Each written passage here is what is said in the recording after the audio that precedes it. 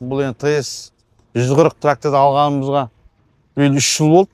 Бұл енді Ақтөбе облысы Ойыл ауданы Саралжын ауылдық округіне қарасты еңсеген ауыл шаруашылық өндірістік кооперативі.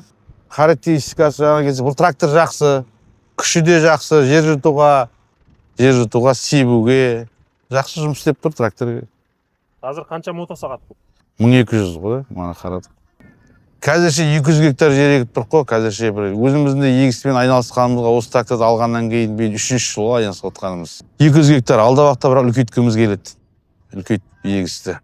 500 гектарға дейін сондай ғана үлкейтуіміз керек. Қазагро қаржы арқылы алдым.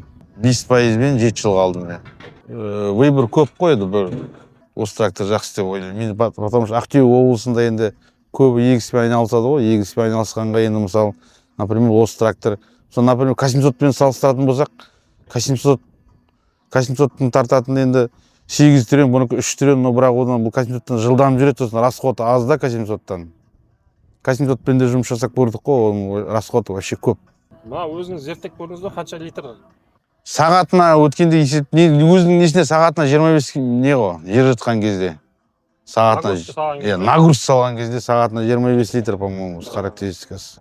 Сондай. Ол басқа тракторлармен салыстырған кезде? Салыстырған кезде аз болады ғой. Аздау жүреді. Негізі турбинасымен болған дұрыс. Турбинасымен расход, майдың расходы, солярканың расходы турбина болғаннан кейін азаяды да. Турбина дополнительный күш береді қосымша. Сосын күші көп болғаннан кейін расходы аз болады солярканың. Енді мен өзім шаруа қожалығымды енді болашаққа жұмыс жасаймыз ғой, біз енді алдымызды бәленбай жылға пландап, өзіміз сондай ойымыз бар ғой, енді алда уақытта үлкейтуге. Енді жұмыстың үлкеюі, жүру бәрі техникаға байланысты ғой. Біз осыдан 10 жыл бұрын бастағанда бізде ескі техника болған. Қазір жайлайды Аллаға шүкір жаңарып жатыр. Жұмыста техника жаңарғасын, жұмыс көлемі де үлкейіп келеді да, жұмыс жасауға жеңіл да. Рисковать еткісі келмейді.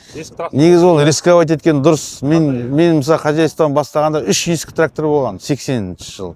Бұрынғы 80-90-ші жыл 380 трактор болған. Мен соны жылда өзінің қосалқы бөлшектерін есептегенде ақша көп кететін еді. Қазір 5 тракторым бар, одан көп кетпейді. 4-3 новый ғой почти мысалы. Біреу ескі трактор, біреу ғана. Қазір уже салыстырғанда запчастьге почти енді 50%-ға аз кетеді ғой ақша. Ол кетті ол. Өтек солай кетті де ескі трактормен 2-3 миллионға запчасті алып жүрдік қой. Капремонт жасайсың жылдың басында. Ол келесі жыл қайттан капремонт жасайсың, ол ескі техника уже. Сосын қазіргі мына Беларусь МТ қосалқы бөлшектерінің сапасы жоқ. Қытайдан шығады ғой, Қытайдан шыға ма енді білмеймін ғой мен, Беларусьтің запчастьтері. Бұның енді любой бұл трактор болмаса да, басқа трактор болса да ұзақ жүру үшін бұның енді май суын ауыстырып, уақытында жағдайын жасап, уақытылы қарап тұру керек техниканың. Майын ауыстырып, фильтрлерін ауыстырып, сол кезде ұзақ жүреді деп ойлаймын. Енді 3 жыл болды ғой, ешқандай осы трактор проблема көрсеткен жоқ, бұзылған жоқ, жүріп жатыр.